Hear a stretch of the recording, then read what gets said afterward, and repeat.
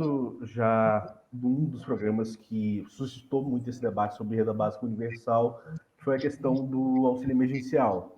Existe uma série de críticas a respeito do desenho do programa, sobre a execução do programa, verificação do cadastro e sobre a sua eficiência. A gente gostaria de ouvir a sua opinião a respeito do auxílio emergencial, o que poderia ser diferente e quais lições a gente pode aprender com ele para políticas de transferência de renda. Ótimo.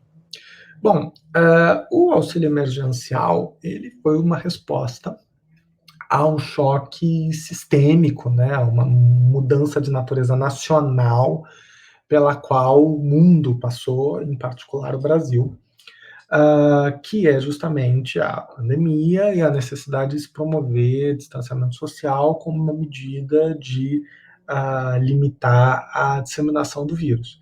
Nesse contexto, a transferência de renda com o objetivo de amenizar a saída das pessoas do mercado de trabalho e até promover a saída das pessoas do mercado de trabalho de forma temporária é totalmente justificável.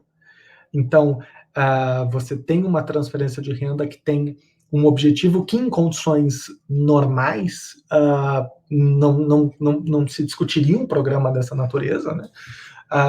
Mas, para aquele momento específico, o desenho do programa, e considerando a situação de emergência, a necessidade de se implementar o programa muito rapidamente, também acho que a gente não seria justo a gente colocar um sarrafo muito alto a respeito de como desenhar o programa. Teria alguns aspectos na lei que poderiam ter melhorado, de fato, e a calibração do valor também talvez pudesse ter sido feito de forma diferente. Agora, considerando o contexto em que se estava naquele momento, e que infelizmente a gente arrasta até hoje, esse tipo de programa ele tem a sua justificativa. Fora de um contexto de pandemia, o auxílio emergencial ele não é um programa bem adaptado para combate à pobreza, ele é voltado para a população de mais de 18 anos.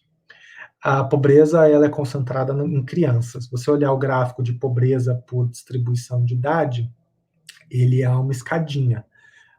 Então, focalizar um programa em adulto não vai combater pobreza de forma eficiente em condições normais, né? O Bolsa Família, parte do sucesso dele em combater pobreza é focalizar em criança, é focalizado em adulto, e ele não tem mecanismo para se checar devidamente estrutura familiar, né?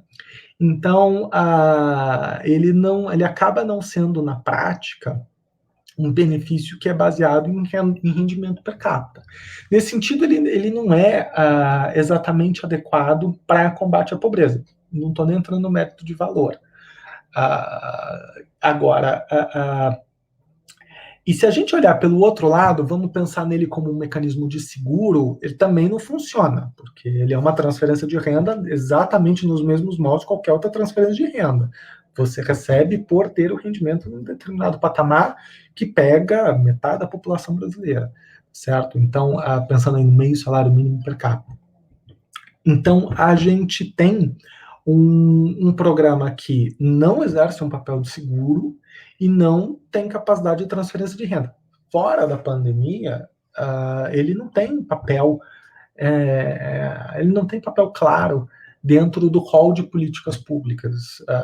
Por que a gente teria um programa dessa natureza? É difícil de encontrar a justificativa. E tentar ter um programa dessa natureza para combater a pobreza é andar para trás, no sentido que a gente tem ainda um contingente muito grande de pobreza concentrada em crianças. Então, e tentar atingir a criança por meio de um mecanismo focalizado nos pais, enfim, não funciona. Então, a gente não teria a condição de manter, não vejo muito sentido em manter esse programa, uma vez que a pandemia acabasse. E aí, nesse momento, quer dizer, a gente precisa de vacinação para a pandemia terminar o mais rápido possível, a gente conseguir normalizar a situação o mais rápido possível e poder discutir uma reformulação da estrutura de proteção social, né, que seja mais de longo prazo. Uma situação na qual a gente ficou ano passado e a gente continua é que a gente gastou com o auxílio emergencial o equivalente a 10 anos de programa Bolsa Família. Bolsa Família não tem reajuste desde 2018. A gente acaba numa situação um pouco curiosa de que a gente gastou muito cartucho com o auxílio emergencial, e basicamente perdemos a gente gastou tanto com o auxílio emergencial que a gente perde a oportunidade de fazer coisas com outras políticas que poderiam ter um caráter muito mais estruturante.